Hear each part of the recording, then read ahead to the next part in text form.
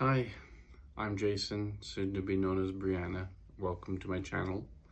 This is my first video documenting my journey from being a 46-year-old gay male into being a drag queen performer. This is mostly for my own record to document my progress along the way, and I don't expect that I'll have very many followers, but hello and welcome. Thank you for following me. So I live in Pittsburgh, Pennsylvania. I run a bed and breakfast and own and operate a bed and breakfast with my husband. And I'm also an aesthetics student. I'll be an esthetician student. I'll be finishing my courses up in about a month or so. And after I finish those courses, I intend to specialize in oncology aesthetics as well as trans care. And that means helping people who are transitioning into being feminine or masculine, either way, with facials, with waxing, with things of that nature, because quite often people going through those transitions don't feel comfortable in regular spas.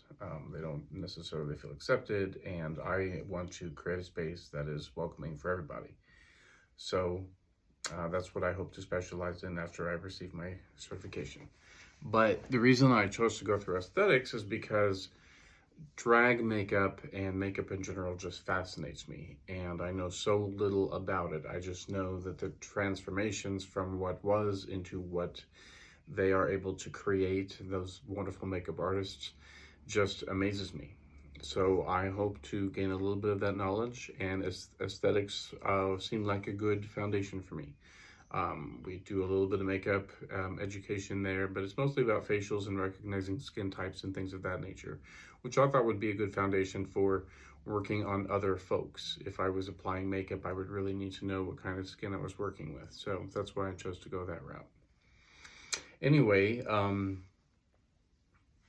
growing up, I was an effeminate child. But during the 80s in Texas and Kansas and Colorado, places like that, it was very quickly sort of hammered out of me. And my biggest fear about being a drag queen at 46 is the ostracization that comes with it. The public sort of judgment, violence that sometimes happens from the straight community and things of that nature.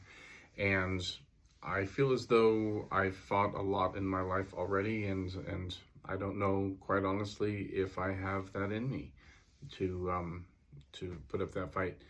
But I want to try, because I think that drag queens are some of the most fascinating and beautiful people in the world. And I'll tell you why. Growing up as a little kid in these places like Texas, Colorado, and Kansas, knowing that I was gay, knowing that I was different, I had very simple dreams, and one of them was to own a bed and breakfast. That had been my dream my whole life. I even loved the wood paneled station wagon back in the day. That was my dream car. Very basic, you know, I didn't really imagine a spouse at the time, so that probably should tell me something, but I imagined kids in a bed and breakfast, and very Bob Newhart. That was my sort of hero of the day. But I achieved that dream with my husband in upstate New York in a beautiful mansion in a small, what we thought was a quiet college town. And it turned out to be a very loud and boisterous college town, Plattsburgh, New York. And if you know anything about that town, the college kids run it. But after 4 or 5 years of homophobia and vandalism and just crazy shit going on up there, we said, fuck it. We sold the place and we just left for a while. We were in Palm Springs for a year. We were in Queens, New York for a year, just sort of figuring out what to do until we finally found a lovely little house in Pittsburgh, which I now run as a bed and breakfast. So I'm upstairs on the 3rd floor in my makeup studio, which I'm going to pan and show around to you guys at some point and show you all of the makeup products that I have loved to buy. I love to buy makeup. I just don't know anything about how to use it. So I am looking forward to getting to know all of that. I love Drag Race. I know that there's a lot of issues surrounding Drag Race politically, but Drag Race is what lit a fire in me. When we had that bed and breakfast in upstate New York, and that dream sort of died for me. It was really rough because my life was rough growing up. I had multiple stepfathers. There was a lot of violence, a lot of abuse, a lot of homelessness, and to have finally a house of my own that I could, create and make my own, it was heartbreaking. So I was very depressed, very much in the depths of despair, until my husband, God bless him, and you'll meet him at some point, turned on Drag Race. And I don't know why he did it. I think he was trying to make me happy, cheer me up. He's always trying to do that. Drag was never really on my radar. I spent my 20s, in San Francisco, Washington, D.C., being a professional, doing things that were not quite so professional, and we'll get into that another time, because everything will come out on this channel. I have had a past, girl, and I will show you all about it. So,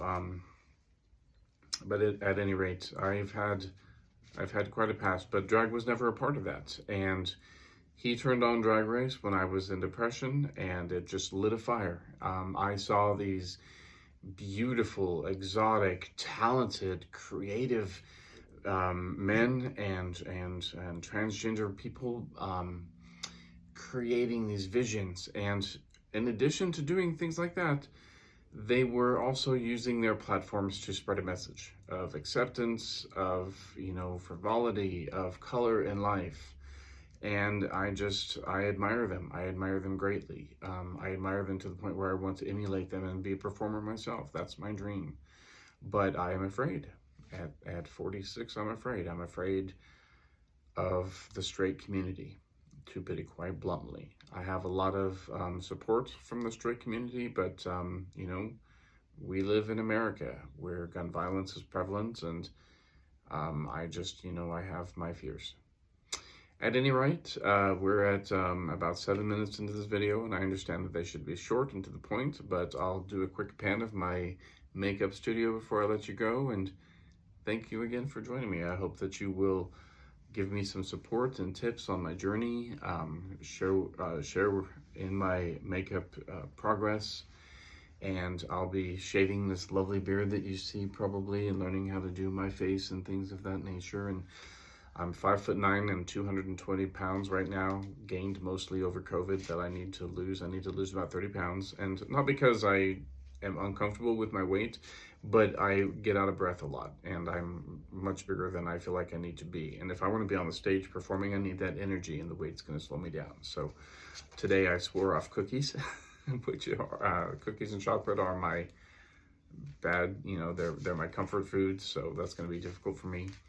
But join me on my journey to lose weight and to gain makeup skills and to become a drag performer. Thank you and goodbye.